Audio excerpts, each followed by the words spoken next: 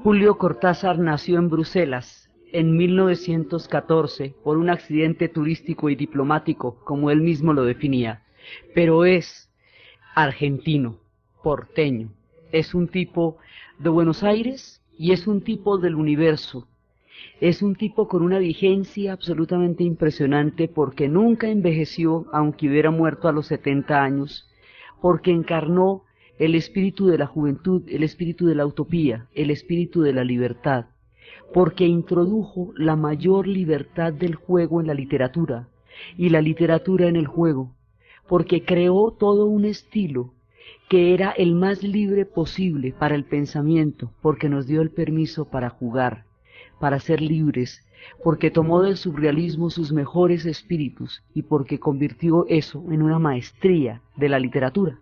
Entonces, este personaje que está cumpliendo 100 años, como podría cumplir 2 o 3, porque su vigencia es absoluta por la frescura con que su corazón él contaba las historias.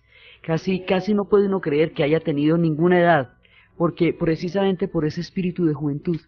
Este personaje nace como dice él, en Bruselas por un accidente turístico. Nace en 1914, pero por supuesto en 1914 no era buena idea estar en Bruselas. Se van a refugiar en Suiza sus padres con él, siendo diplomáticos en ese momento, y luego van a llegar a Buenos Aires y empieza su historia realmente en Buenos Aires. Julio Cortázar va a ser traductor mucho tiempo, va a tener una formación muy sólida, o sea, detrás de ese relato maravilloso y sencillo y lúdico y de ese juego, hay una formación impresionante a nivel literario, a nivel humano, a nivel lingüístico, a nivel de todo. Él es un tipo muy sólido detrás para poder crear esa literatura de juego, esa literatura que sale como si brotara, hablar como hablarían los amigos, él ha tenido que crear un andamiaje de formación impresionante detrás. Por eso decía, Vargas Llosa decía que no hay nada más artificial que la simpleza de los textos de Cortázar, porque no tienen nada de simple, porque para poder hacer eso había toda una cantidad de estudio de literatura detrás. Y Borges decía, cuando realmente quería ufanarse de visionario, que cuando le llevaron un cuento, le llevó un joven que se llamaba Julio Cortázar para la revista Sur, él comprendió y dijo a tiempo que esa era una de las promesas de las letras argentinas y resultó ser uno de los grandes de toda la vida. Entonces este personaje va a ser traductor, entonces es un profundo conocedor de las lenguas, va a andar por el mundo, es un transhumante, es un cosmopolita, es un personaje que va a conocer muchas historias, va a ser compañero de generación también de mucha gente, va a formar parte, digamos, del imaginario más preciado de América Latina y va a ser fundamentalmente un tipo informal. Entonces cuando uno empieza a hablar de Julio Cortázar, tiene que quitarse los zapatos, tiene que ponerse pantuflas, hay que abrir la ventana. Era un tipo que adoraba a los gatos, que amaba profundamente el jazz. El jazz era su referencia de improvisación y era lo que lo hacía, digamos, sentirse libre. Cuando él escucha el jazz, él siente con los elementos del jazz y de la improvisación que está vibrando, mucha parte de su obra está dedicada a contar también cómo es que a él le gusta el jazz y cómo es que a él le gustan las trompetas. Y él tocaba trompeta, pero nunca nadie lo oyó. Pero la tocó, siempre la tocó.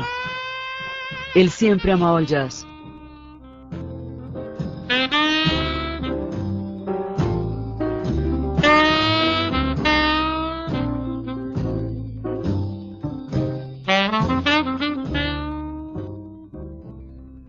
El jazz hay una serie de elementos que van marcando su vida, el jazz, el amor a los gatos, el espíritu de la libertad, la genialidad con que él se va a relacionar con la literatura.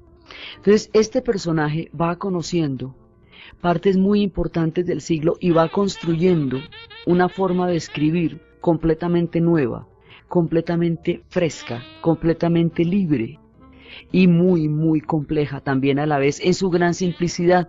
Eso es, digamos, como los juegos que tenía. Él va a estar en la Argentina hasta la época en que Juan Domingo Perón se instala de lleno, porque él dice que cuando Perón, primero, Cortázar jamás fue amante del culto a la personalidad, su irreverencia, su burla a toda solemnidad no le permitía aguantarse una adoración colectiva a una figura política como la que hubo en la Argentina de Perón. Entonces él decía que él fundamentalmente se fue de la Argentina, porque cuando estaba sentado escuchando sus hermosos conciertos de jazz, sonaban en los altavoces Perón, Sos Grande, y le interrumpían sus improvisaciones del jazz. Y él no podía vivir en un país donde se le interrumpiera la improvisación de su hermoso concierto de jazz. Entonces, por eso se va de la Argentina. Va a ser la manera como él manifiesta, digamos, su repugnancia a un culto generalizado de fanatismo como el que en ese momento se estaba produciendo con Perón. Perón va a ser un fenómeno de un grado de, digamos, de aceptación. Él va a ser el poder, él va a ser los sindicatos, él va a ser la oposición, va a infiltrar absolutamente todo y va a tener un nivel de consenso y de adoración en el pueblo argentino, con la figura de Evita también, y con toda la cantidad de condiciones sindicales que se lograron en esa época y que son las que le dan el apoyo a él.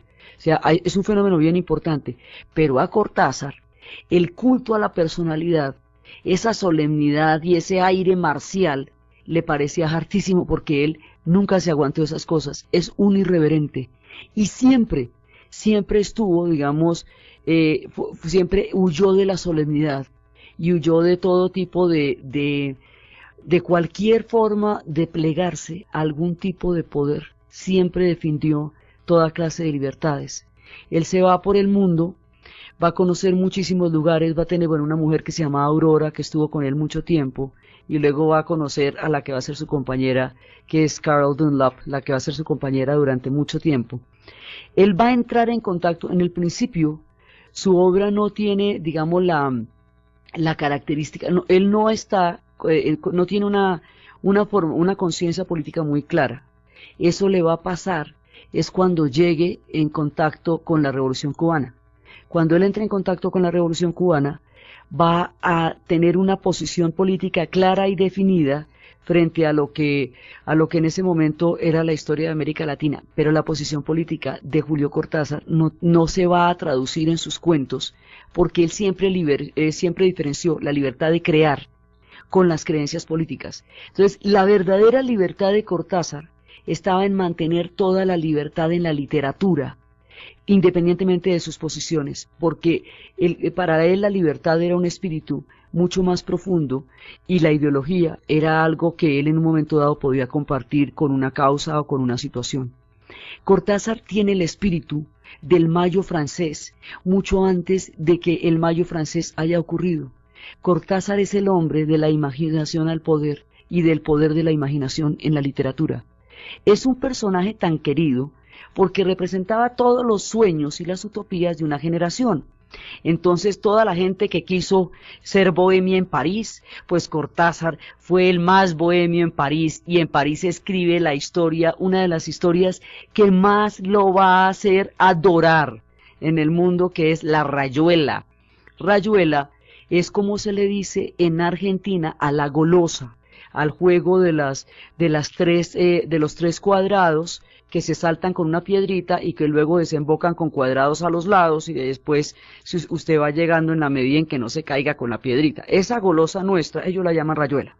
Rayuela es una historia de Olivares y la Maga amándose en París, en ciudades circulares. París es una ciudad circular, entonces es como una araña. Entonces ellos se ponen citas en París, esperando encontrarse, pero no se dicen dónde, para que el juego y el azar y la lúdica les permita los encuentros. Rayuela es una novela que se puede leer de varias maneras porque está escrita como un mecano.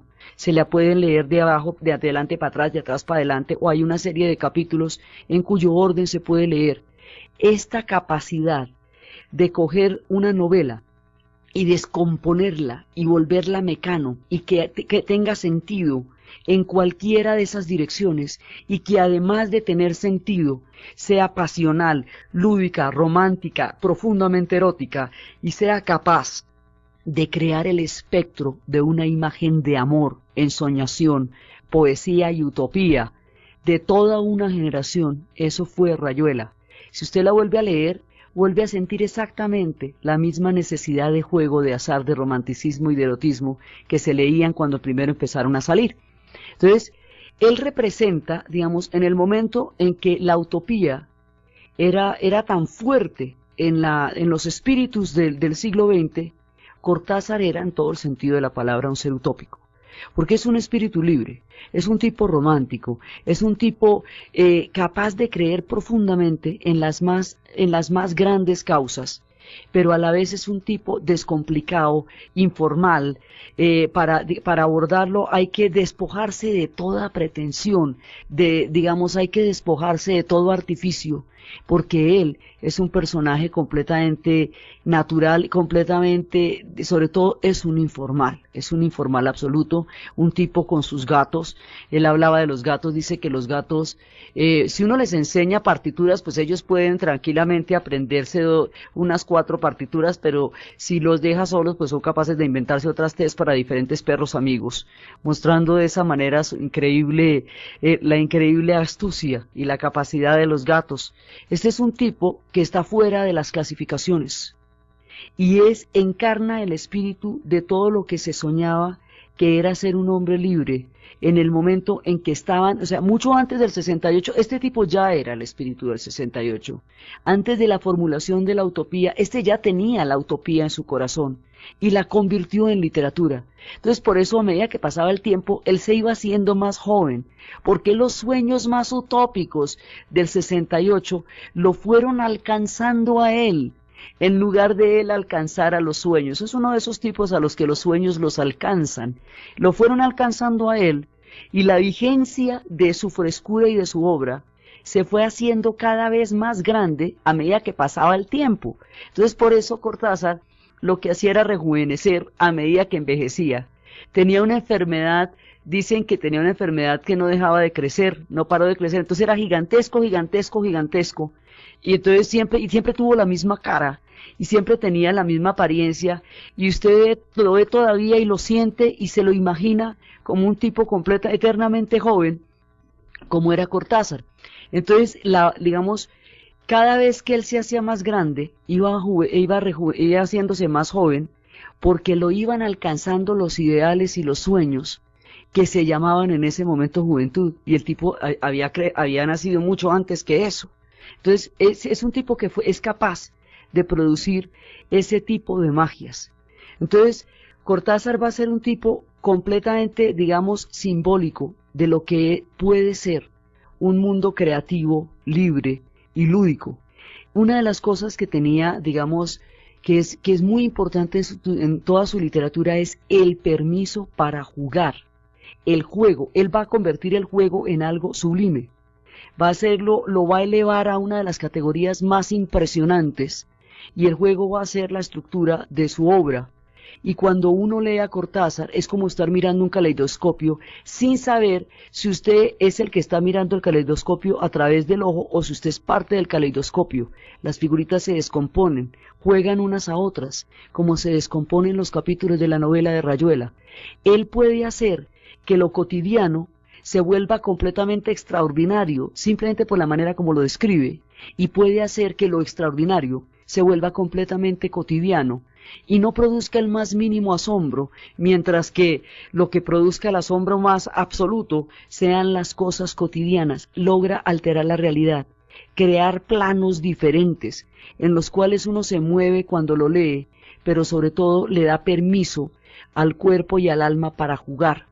O sea, es un espíritu que le permite a usted entender que contra esa adultez, en donde, ¿qué es lo que es tan grave de crecer?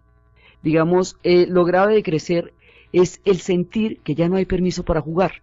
La literatura de Cortázar, es más, exalta y abona el permiso para jugar. Eso es lo que él más le da a uno. Por eso más adelante vamos a ver qué es un cronopio, qué es una fama, qué es una esperanza, qué pasa cuando a uno le dan un reloj, cuando las casas están siendo tomadas, los sillones donde se sienta Liliana llorando, la gente que se va a morir. Vamos a ver toda la cantidad de estructuras. Él cogió el juego y lo convirtió en el ámbito en donde el cual iba a realizar la vida, la literatura y el azar. Y con todo eso empezó a crear su obra. Y era un traductor.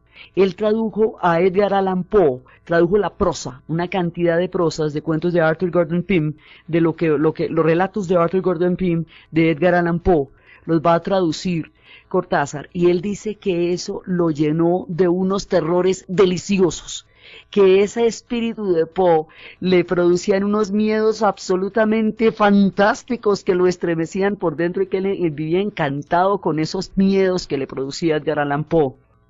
Tradujo también a Keats, al gran poeta Keats, hizo relevante toda su figura en la literatura inglesa.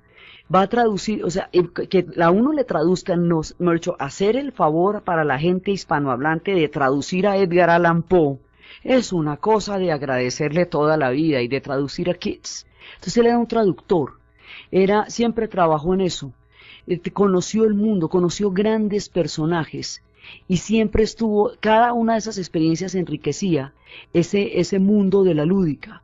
Cuando se compromete con la política, lo va a hacer con su vida, y van a mantener el juego en la literatura, tanto que él se va a ganar el premio Rubén Darío a la independencia de la literatura. Entonces él va a estar comprometido con el proceso de la Revolución Cubana. En el momento en que la Revolución Cubana, él va a llegar allá en el 68, y cuando ve el proceso de la Revolución se siente comprometido con el proceso de la Revolución Cubana. Más adelante se va a sentir comprometido con el proceso de la Revolución Nicaragüense. La mujer que él va a escoger, digamos su compañera, Carol Dunlop, era una hija de las Flores, que se había unido al movimiento para parar la guerra del Vietnam, y que después huyó a Canadá, como muchísima gente de la generación que se opuso a la guerra de Vietnam. huyeron a Canadá y ella aprendió francés y no quiso volver a hablar inglés de lo brava que estaba con lo que estaba pasando en ese momento. Entonces la convenció de que volver a hablar inglés, que era una lengua muy hermosa y que no tenía nada que ver con un conflicto geopolítico que en ese momento se estaba dando. Ella volvió a hablar inglés y entonces ellos fueron felices porque él amaba también esa lengua, pues de la cual era traductor. Entonces, este personaje va a estar en la Bohemia de París, en las causas que en un momento dado aglutinaron a una generación. Este personaje va a estar también en lo que va a ser en lo que más adelante va a ser el Tribunal Russell en tiempos de la dictadura. Digamos, siempre va a estar metido en una serie de procesos en los cuales era importante para él y para su generación que él tuviera digamos, una mirada sobre eso. Eso lo va a incorporar en el mundo y lo va a incorporar en su vida. Pero siempre la literatura la va a dejar dentro del espíritu de lo que va a ser para él la libertad. Entonces todo este mosaico de cosas, uno puede hablar mucho sobre él, pero es tratando de pintar, más que un hombre, un espíritu. Digamos, alguna vez hablábamos que la libertad a veces se hace presente en la historia con grandes y multicolores y espectaculares procesos, pues como el Mayo del 68, como el Festival de Woodstock. Bueno, pues la libertad también a veces se hace presente en los hombres, en los escritores, encarna. La encarnación en el espíritu y en la literatura es Julio Cortázar.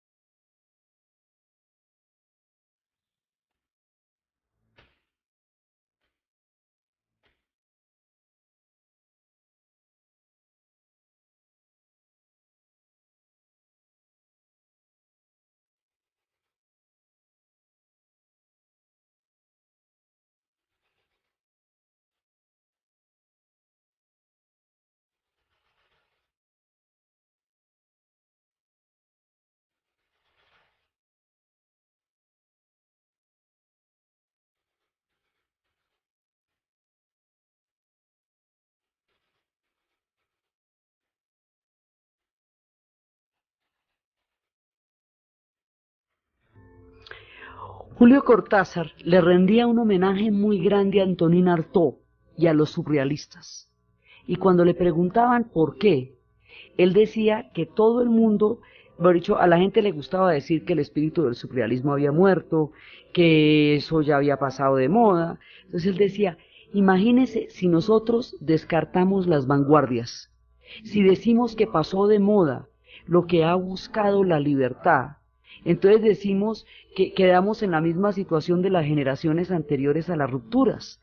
Entonces, hemos dicho, cuando usted le baja la caña a las vanguardias, lo que está haciendo es exacerbar las épocas más conservadoras, las tendencias más autoritarias y reivindicarlas por la vía de bajarle la caña a los sueños y a la utopía, ¿me entiende? Entonces, ¿usted cómo va a hacer eso? ¿No ve que de lo que se trata es que avancemos hacia una mente, un mundo y un corazón más libre y no al revés? Entonces, cuando usted le baja la caña a las vanguardias, pues se baja la caña a sí mismo porque le está dando la razón a todos los que dijeron que no había derecho a soñar. Por eso él reivindicaba a Antonin Artaud y por eso reivindicaba a los surrealistas y por eso es importante reivindicarlo a él en el mismo plano, exactamente por la misma razón. Él cuenta historias y se describe. Su padre lo dejó cuando tenía 6 años y no lo volvió a ver nunca más, hasta el día en que se murió en Córdoba. Y bueno, con ese cuento le tocó cargar. Él describe cómo era su madre, dice que era imaginativa y con una visión, una cierta visión del mundo, que ella no era culta, dice, pero era incurablemente romántica, y lo inició en las novelas de viajes, y lo inició en Julio Verne. Y entonces él empezó a mirar todo esto, y él va describiendo como pedazos de cómo era él. Dice, fui enfermizo, tímido, con una vocación por lo mágico y lo excepcional, que me convertirían en la víctima natural de mis compañeros de escuela más realistas que yo. Pasé mi infancia en una bruma de duendes, de elfos, con un sentido del espacio y del tiempo distinto al de los demás. El hombre vivió siempre en otra frecuencia cósmica y logró con su literatura que la gente se sintonizara en la frecuencia cósmica en la que el hombre vivía. Y eso era de las partes más maravillosas de su escándalo, de su maravilla, digamos, de cómo él escandalizaba la literatura y va a ser de los grandes del boom, o sea, el movimiento que se va a conocer como el boom latinoamericano, que es nuestra contundente presencia en la literatura universal. Este es de los duros de ahí. O sea, nuestra contundente presencia, ¿cuál es? Pues García Márquez, es Borges, es Carlos Fuentes, todo eso, digamos, toda la constelación, Vargas Llosa en su momento, toda la constelación de escritores que van a conformar ese fenómeno que se conocerá como el boom de la literatura latinoamericana. Bueno, pues de los duros, duros, duros es Julio Cortázar. Entonces, va a ser parte de todas las vanguardias de su tiempo. Después, cuando la dictadura va a integrar el Tribunal Russell, que es el juicio moral, ya que no se podía en ese momento político de ninguna manera a lo que eran los horrores de lo que en ese momento estaba pasando en la dictadura. Era un tipo progresista en lo que se entendía por progre en ese momento, digamos, y era progresista por utópico, por soñador, por libertario, no por dogmático, sino porque era así su corazón. Entonces él va describiendo cómo era, dice: me escandaliza que mis amigos rechazaran el caso de Wilhelm Stoll. Si alguien ha escrito un nombre invisible, no bastaría para mí que su existencia fuera irrefutable. Dice que cuando alguien empieza a dudar de las criaturas invisibles, él se escandaliza de que se dude de aquello que no se pueda ver, y por eso mismo se le llame, él dice que por eso mismo se le llamará irrefutable. Y él se va metiendo en esos intersticios de la imaginación y va creando su mundo y sus personajes. Entonces su mundo está conformado por una cantidad de cuentos. La novela de Rayuela, la novela de toda una generación. Lo más curioso además con Rayuela es que él no era populista, él nunca la escribió para que la juventud lo quisiera, fue la juventud la que alcanzó a la Rayuela. Él nunca lo hizo con la intención de convocar, fue la intención de convocatoria la que llegó, digamos, la convocatoria llegó a su obra simplemente por los espíritus que estaban ahí. Entonces, él tiene, digamos, una manera de tratar los monstruos del corazón humano que dice que no necesariamente son repugnantes, que simplemente son espíritus profundos, y trata en su juego, también trata situaciones muy fuertes del alma. Uno de los cuentos más, tal vez más conocidos de él, y que es un homenaje al jazz, y es un homenaje con mucho cariño y tristeza a una persona que estaba en un estado de llevadez y decadencia, va a ser El Perseguidor. El Perseguidor es dedicado a Charlie Parker. Y Charlie Parker, uno de los músicos más geniales de la historia del jazz, se va a consumir en un proceso de autodestrucción imparable. Y todo el mundo le trata de dar la mano y nadie lo pudo ayudar. El relato de esta decadencia trágica de Charlie Parker es El Perseguidor. Y como ya no tenía el saxofón, lo había perdido en el metro, ya nadie le prestaba los saxos porque había botado los saxos, los empeñaba o se paraba encima de ellos y los destruía. Digamos, la manera como él va narrando ese espíritu, es como una visita donde él llega, a donde está el personaje, con Dee, o sea, un personaje que él crea que en realidad es Charlie Parker, que es el perseguidor, y lo ve, y el hombre está en el cuarto llevado, totalmente enfebrecido, y está ahí, y él recuerda qué tan genial es ese personaje, y que, digamos, la comprensión y la tristeza de ver a este hombre capaz de hacer sonar la trompeta de una manera absolutamente genial, consumiéndose en un algo del cual nadie lo podía sacar. La descripción es larga, densa y es fuerte de la manera como se va consumiendo Charlie Parker en el Perseguidor.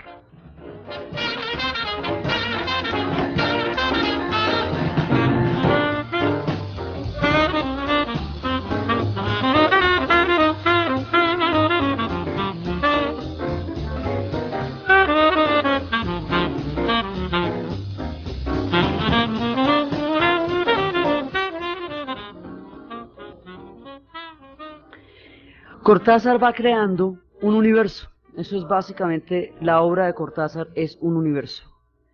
Y en ese universo pasan cosas extraordinarias. Pasan cosas como una casa, uno de los cuentos, una casa donde había dos hermanos. Esos dos hermanos no se casaron nunca.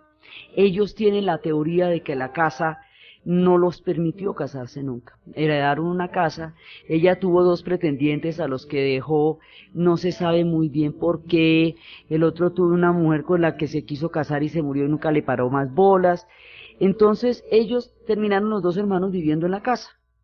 Y en la casa se van a quedar y van a convivir ahí como un matrimonio de hermanos. Además era la única situación en la cual ellos podían vivir como, pues como una especie, ellos no eran un incesto, pero tampoco no lo eran, era algo así como un matrimonio de hermanos. Se quedan en la casa. De pronto por las noches, es una casa grandísima, grandísima, grandísima, como de 8 habitaciones, una cosa gigantesca que tiene dos alas grandes que están, en las cuales está dividida la casa. Y de pronto, por las noches, cuando no hay electrodomésticos, cuando no hay ningún tipo de ruidos, se escuchan unos murmullos, unas voces. Esos murmullos se van tomando la casa, poquito a poquito, y cada vez se van tomando más. La habitación del fondo, donde se van tomando la casa, ya no se puede entrar. Entonces dicen, mira, están en la habitación del fondo, ¿cómo te parece? Entonces, al otro día están más adelante y de donde van llegando los murmullos, van saliendo los dos hermanos, el hermano y la hermana, hasta que de pronto van a quedar en el ala en la otra ala de la casa, porque ya hay un ala completa que está tomada por los murmullos. Entonces, por ejemplo, van a encontrar algo y van a buscar las tijeras y no las tienen y dice, se quedó en el otro lado, ¿viste? Bueno, así empiezan a extrañar cosas, como la enciclopedia francesa que tanto le gustaba a él, quedó en el otro lado.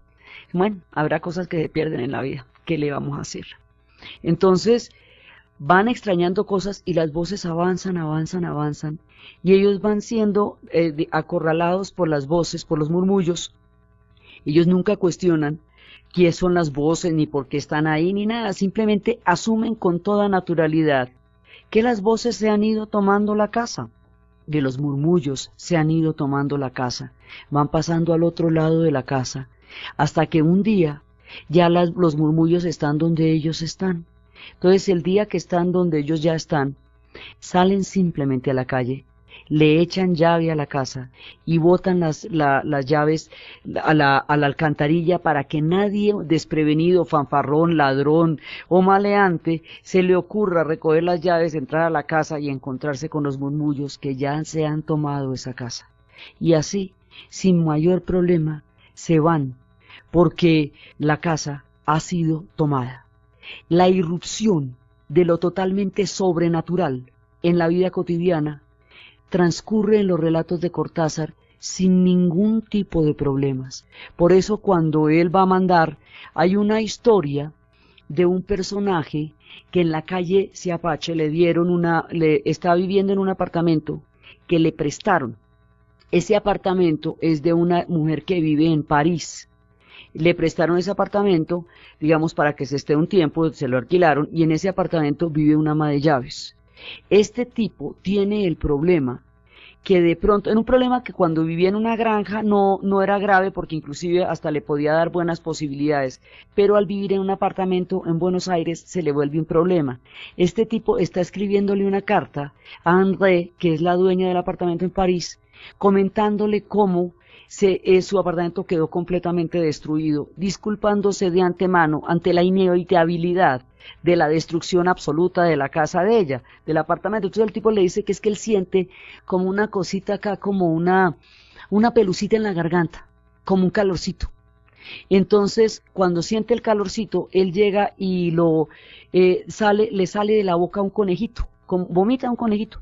El conejito tiene el tamaño de un tajalápiz de mesa. Es un conejito pequeñito, y es lo más lindo y le repiega el hocico contra la manita de agradecimiento porque los conejitos nacen contentísimos. Entonces sale conejitos. Entonces bueno, pues ella le da un trébol para que se alimente, pero bueno, está bien, pero un conejito está bien. Pero es que salen 2 conejitos, al otro día hay 3 conejitos. Ya cuando son 10 conejitos el tipo se preocupa porque además como el ama de llaves no se puede dar cuenta, que se llama Sara, que él está vomitando conejitos, entonces tiene que esconderlos en el closet durante el día. Por la noche los conejitos salen y saltan y se ponen contentos y al otro día los tiene que volver a esconder.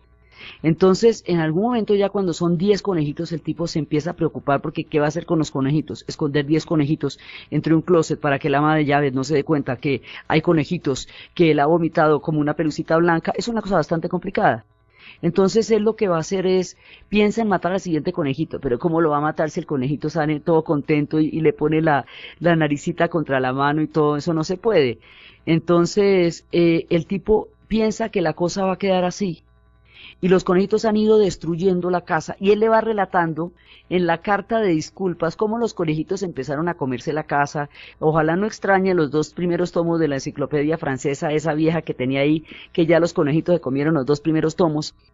Entonces, ella en ese momento le está describiendo en la carta cómo se fue destruyendo todo, y al final le cuenta que él definitivamente no va a poder dejar de tener conejitos, que eso en la granja no era problema porque los vendía, y como los conejos se reproducen tanto, pues nadie se sospechaba que era que él vomitaba conejitos.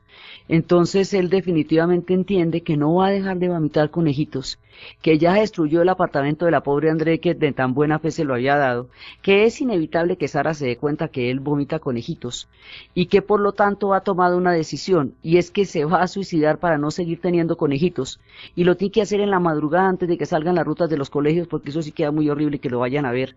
Y entonces lo que empieza siendo una carta de disculpa por la situación de tener conejitos va a convertirse en una carta de suicidio a una señorita en París. El cuento se llama Carta a una señorita en París, porque él le comenta lo que pasó con el incidente de empezar a vomitar conejitos y empezarle a llenar el apartamento de conejitos. Así van apareciendo los personajes de Cortázar. Cortázar empieza a desarrollar un mundo que es el de los cronopios y las famas y las esperanzas. Historias sobre cronopios y famas. Entonces, en las historias sobre cronopios y famas, hay una primera parte de las historias que tiene que ver con las instrucciones. Hay instrucciones para llorar, para el comportamiento en los velorios, instrucciones para subir escaleras. Las instrucciones para subir escaleras son absolutamente fantásticas porque desglosa de manera sistemática el hecho de las escaleras. Entonces él cuenta que las escaleras, el piso se pliega, a veces, en ocasiones, el piso se pliega, cosa que es muy entendible cuando alguien es miope porque el piso se pliega, en una serie de, digamos, de escalones que son paralelos, eso se llaman escaleras. Entonces son sucesivos, unen una planta con la otra, entonces hay que empezar a cruzarlos. Normalmente uno tiene unas prolongaciones que van hasta el piso, que están recubiertas de gamuza o de cuero, que se llaman pie, y otra absolutamente idéntica que también se llama pie, lo que dificulta el relato. Entonces eso tiene un ritmo, tiene que subir primero un pie y luego el otro pie, porque si sube los 2 pies al tiempo se cae, y tiene que estar relajado, con los brazos relajados, con una actitud normal que se va volviendo rítmica y va subiendo una escalera tras otra. Las escaleras normalmente van a comunicar de una planta a otra, digamos, podrían ser oblicuas o diagonales, pero es mucho más difícil. Entonces, salvo por supuesto las escaleras de Harry Potter, que en esa época no estaban contempladas, que se mueven como quieren, estas normalmente conducen de una planta a otra, y hay que subirlas de frente, dice, porque si las sube uno por detrás o de medio lado es peligroso. Y va contando de una manera totalmente sorprendente, como si nunca se hubiera hablado de eso, las instrucciones para subir escaleras, y va contando las instrucciones para llorar, y de una manera totalmente clara y cotidiana nos va describiendo el mundo de los cronopios. El mundo de los cronopios, las famas y las esperanzas, esos seres húmedos que son los cronopios, que sienten profundas vergüenzas de sus padres, que a su vez también sentían vergüenza de ellos, esos seres ganadores que son las famas, y esos seres bobos que son las esperanzas, y muchas otras historias de vampiros que consumieron señor jugar, para darnos el permiso para soñarlo antes de empezar nuestra nueva serie que nos va a llevar al Brasil. Entonces, desde los espacios de la improvisación del jazz, del permiso para el juego, de la elevación de la locura a grado de maravilla, de la genialidad, de la exaltación de la vida, de la libertad del espíritu, del goce, de la lúdica, de los espíritus más hermosos que rodean la literatura en nuestras tierras, desde la genialidad de Julio Cortázar, en la narración de Ana Uribe, en la asistencia y producción Yesid Rodríguez, y para ustedes, feliz domingo.